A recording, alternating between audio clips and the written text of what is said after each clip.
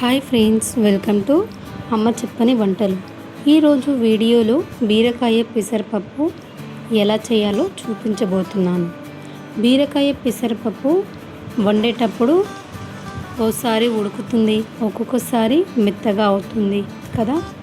అలా అవ్వకుండా ఈ ప్రాసెస్లో ఒక్కసారి నేను చెప్పినట్టుగా ట్రై చేసి చూడండి. బీరకాయ పెసరపప్పు కర్రీ చాలా టేస్టీగా వస్తుంది. సో లేట్ చేయకుండా వీడియోలోకి వెళ్ళిపోదాం. ఈ బీరకాయ పెసరపప్పు చేసుకోవడానికి ముందుగా పెసరపప్పుని నానబెట్టుకోండి. ముందుగా స్టవ్ ఆన్ చేసుకొని ప్యాన్ని పెట్టుకోండి. అది హీట్ అవ్వగానే 2 టేబుల్ స్పూన్ల ఆయిల్ని వేయండి. ఆయిల్ వేడవ్వగానే 1 టేబుల్ స్పూన్ మెంతులని వేయండి.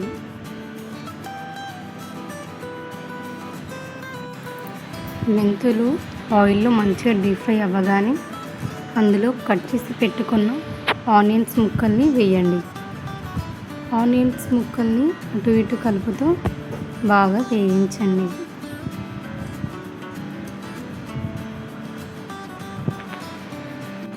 ఆనియన్స్ ముక్కలు బాగా ఫ్రై అవ్వగానే అందులో 1 టేబుల్ స్పూన్ అల్లం వెల్లుల్లి పేస్ట్ని కూడా వేయండి. వేసి పచ్చివాసన పోయేంత వరకు వేయించండి.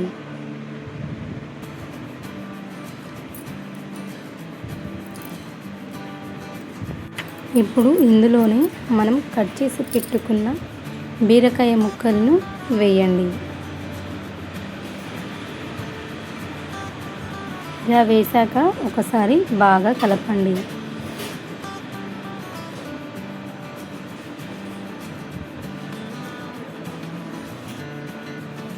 ఇలా కలుపుకున్న తర్వాత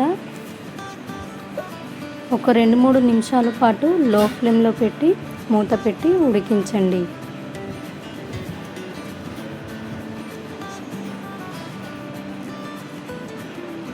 రెండు మూడు నిమిషాల తర్వాత మూత తీసి చూస్తే బీరకాయ ముక్కలైతే చాలా బాగా ఉడికిపోయాయి.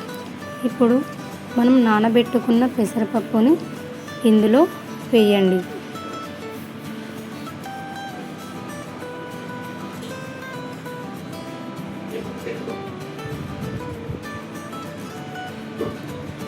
ఇలా వేసుకున్న తర్వాత ఒకసారి బాగా మిక్స్ చేసి కలపండి.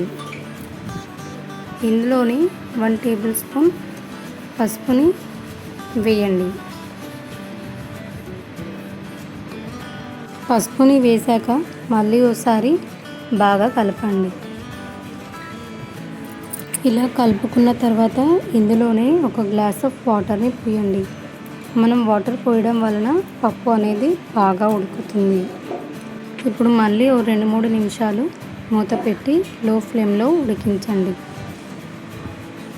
2-3 నిమిషాల తర్వాత చూస్తే పప్పు అనేది బాగా ఉడికింది. ఇప్పుడు ఇందులోనే 1 టేబుల్ స్పూన్ కారాన్ని అలాగే టేస్ట్కి సరిపడా ఉప్పుని వేయండి. ఇప్పుడు ఒకసారి బాగా కలపండి. ఇప్పుడు చివరిగా కట్ చేసి పెట్టుకున్న కొత్తిమీర ఆకును కూడా వేయండి. ఇలా వేశాక మళ్ళీ ఒకసారి మిక్స్ అయ్యేలాగా బాగా కలపండి. బీరకాయ పెసరపప్పు రెడీ అయిపోయింది. స్టవ్ ఆఫ్ చేసుకొని సర్వ్ చేసుకోండి. సో ఫ్రెండ్స్, ఈ బీరకాయ పెసరపప్పు రెసిపీ మీకు నచ్చినట్టయితే ఒక లైక్ చేసి మీ ఫ్రెండ్స్కి షేర్ చేయండి. అలాగే మరిన్ని టేస్టీ అండ్ వెరైటీ రెసిపీస్ కోసం అమ్మ చెప్పని వంటలని సబ్స్క్రైబ్ చేసుకోండి.